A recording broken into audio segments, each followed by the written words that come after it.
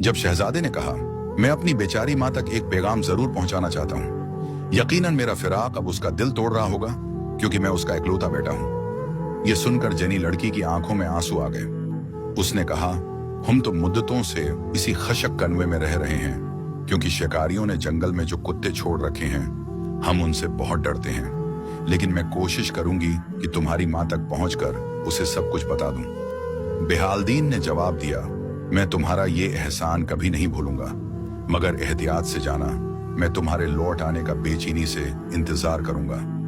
फिर होरिया ने सियाह अबाया पहना, सिर ढांपा और दरख्तों के बीच से गुजरती हुई शहर पहुंची। वहां से चलती चलती महल तक पहुंची।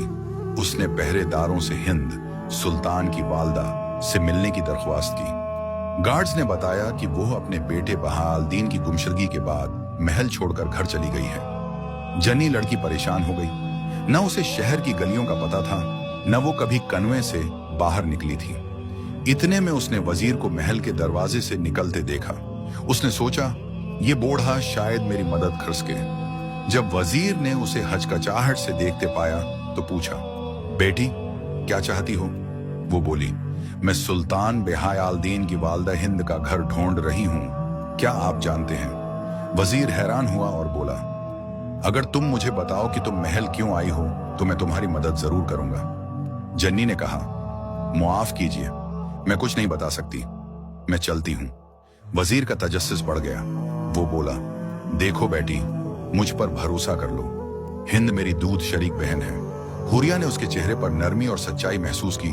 चुनांचा उसने बताया कि वो हिंद के लिए पैगाम लाई है।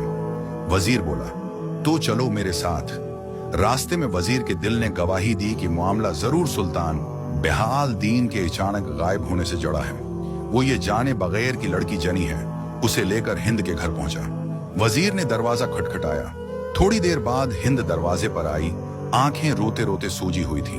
वजीर ने कहा, ये लड़की तुमसे बहुत दौर से मिलने आई है, कहती है तुम्हारे लिए पैगाम लाई है। हिंद ने कहा, आओ बेटी, अंदर आओ। हुरिया बैठ गई और उसने सिर से चादर हटाई। वजीर उसके हुस्न से हैरान रह गया और हिंद भी, लेकिन साथ ही एक खौफ सा भी महसूस हुआ। हुरिया बोली, मैं जन्नत में से हूं, मगर डरू नहीं, मैं नेक जिनों में से हूं। हिंद दो ने कहा, तो फिर मुझे बताओ क्यों आई हो? जनी ने कहा, तुम्हारा बेटा जिंदा है और मैं उसकी जगह जानती हूं। ये सुनते ही हिंद की खुशी की कोई हद न रही। उसने पूछा, क्या वो ठीक है? हुरिया ने जवाब दिया, फिक्र ना करो, वो बिल्कुल सलामत है। वजीर भी ध्यान से सुन रहा था। उसने पूछा, आस के साथ हुआ क्या? जन्नी ने बताया कि उसे कन्वे की तह में मिला था और उसके भाई ने उसे कत्ल करने की कोशिश की थी। ये सुनकर हिंद चिल्ला उठी, मुझे मालूम था कि इस साजिश के पीछे कमराल अजमान ही है। फिर उसने अपने मामू वजीर से कहा, मुझे ना हुकूमत चाहिए ना इज्जत हो जा, मैं ये घर भी बेच दूंगी। मैं अपने बेटे के साथ यहाँ से दूर चली जाऊंगी। हुरिया भी हमारे साथ चलेगी। हुरिया ने कहा, यही बेहतर है। और अब तो बेहालदीन को जन्नत ने अपना बादशाह बना दिया है और हम बहुत जल्द शादी भी करने वाले हैं। ये सुनकर हिंद का चेहरा उदास हो गया।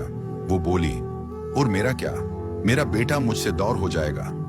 हुरिया ने नरमी से कहा, आप हमें कभी भी मिल सकती हैं, हमें उसके भाई के फरेब से डर है। वजीर ने भी कहा, ये ठीक कह रही है, कमराल अजमान ने हर जगह जासूस फैला रखे हैं, यही बेहतर हल है। हिंद बोली, हाँ यही ठीक है। फिर वो हुरिया की तरफ देखकर बोली, बेटी अल्लाह तुम्हें बरकत दे, तुमने हम पर बड़ा एहसान किया। अब मुझे फौरन अपने बेटे के पास ले चलो। चुनांचा जनी, वजीर और सुल्तान की वालदा तीनों कन्वे की तरफ रवाना हो गए।